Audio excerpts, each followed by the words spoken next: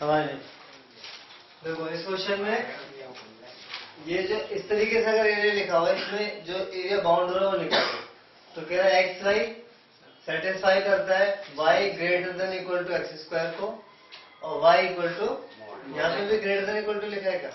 नहीं, y equal to mod x. ठीक है, अब ये आपको पहले ऐसी इक्वेशन मिली है जहाँ पे y greater than equal to x square लिखा है, तो y equal to x square समझ में आता है क्या है वो? Upward parabola. ग्रेटर का क्या मतलब है, ये आपने 11th में लीनियर इनइक्वालिटीज में सीखा था, ग्राफ बनाना, ध्यान है? ग्रेटर देन लेस देन किसी एक कर्व की जो लाइन होती है, लाइन या पैराबोला, उसको रिप्रेजेंट नहीं करता, एरिया को रिप्रेजेंट करता है। और एरिया दो, जैसे कोई लाइन आपने ड्रॉ की थी तो ओरिजिन पुट करके देखते थे, अगर वो सेटिस्फाई होता था तो आपको उस तरफ का एरिया सेट करना पड़ता था, फॉल्स होता था तो दूसरी तरफ करना पड़ता था। तो इसका मतलब ये किसी एरिया को रिप्रेजेंट कर रहा है, पर इंटरसेक्शन में भी वो एरिया निकालना होगा जो इस एरिया में पड़ रहा है। अब ये कर्व नहीं है खाली, ये किसी रीजन को रिप्रेजेंट कर रहा है। अब वर्ड पैराबोला ड्रॉ करेंगे तो उसमें कौन सा हिस्सा है मैं आपको बताता हूँ। जैसे आपको ये पहले कार्टेशियन प्लेन बनाओ, ये अपवर्ड पैराबोला है और ओरिजिन से पास होगा, स्टैंडर्ड है, ठीक है ना?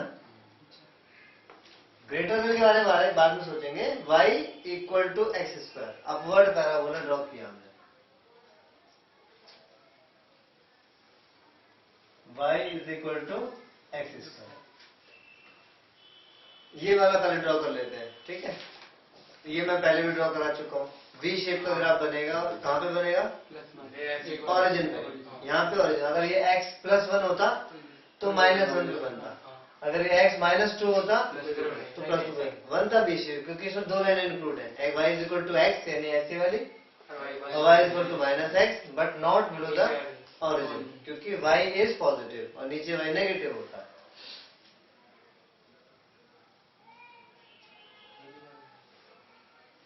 ओके, इसमें ये वाली कौन सी लाइन है? ये कौन सी है? y is equal to -x। ठीक है, हमें अब y greater than x square, y greater than x square, यहाँ ओरिजिन पुट करेंगे तो ओरिजिन से पता नहीं चलेगा, क्योंकि ये कर्व ओरिजिन से होके जा रहा है।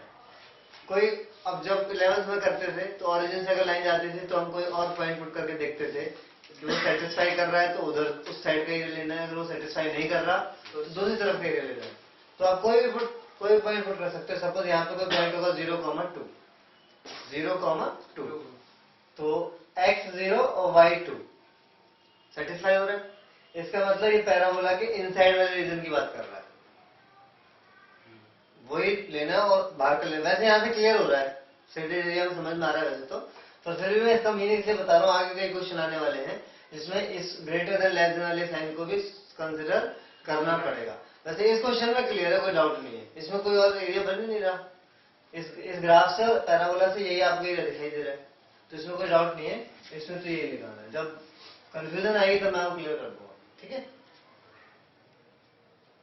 और ये एरिया सिमेट्रिकल भी होगा, तो आप पहले तो ये पॉइंट पता लगाओ ये क्या होगा, ठीक है? ये पॉइंट पता लगाने के लिए y is equal to x और y is equal to x square को सॉल्व करेंगे, क्योंकि ये इंटरसेक्शन पॉइंट इस पैराबोला और लाइन का है, ठीक है? तो solving y is equal to x and y is equal to x square. y की वैल्यू एक्स स्क्वायर यहाँ पे रख दो, तो x square is equal to x square minus x is equal to 0, x common लिया, x minus 1 is equal to 0, तो x की value तो 0 आई, 1 आई। यानी ये लाइन और पैराबोला आपस में दो जगह कट रहे हैं, एक जगह x 0 है और एक जगह 1 है। 0 वाला तो हमें पता ही था, यहाँ पे 1 होगा, यहाँ पे y भी कुछ होगा, पर वहाँ पे y क्या है उससे कोई लेना देना नहीं है, क्योंकि हम नहीं y पता नहीं क्या होगा, हाँ 1 ही होगा, क्योंकि y is equal to x है, फिर यहाँ पे 1 होगा। तो उसको लिखने की जरूरत नहीं है, क्योंकि आगे कई क्वेश्चन में जो मुश्किल आया तो हम लिखेंगे नहीं, हमें तो x के वैल्यू से मतलब है।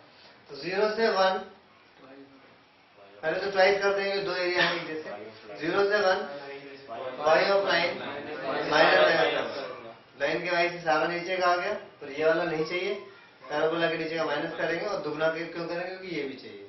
तो रिक्वायर्ड एरिया होगा twice of 0 to 1 y of line. y of line क्या है? माइनस, फिर 0 से 1 y of parabola x square D है, इस पूरे का ट्वाइस। तो ट्वाइस पूरे के साथ है, लिमिट दोनों के सेम है, तो इस बार हम लिमिट बाहर लगा सकते हैं क्योंकि ट्वाइस पूरे के साथ है। तो यहाँ पे इंटीग्रेशन आएगा x square by 2 minus x cube by 3, limit 0 to 1। तो 1 पुट किया, 1/2 माइनस 1/3 और 0 करेंगे तो 0। इसका एलसीएम लोगे तो आएगा 6। तो 2 into 1/6 आंसर आएगा 1/3 स्क्वायर यूनिट। ओके।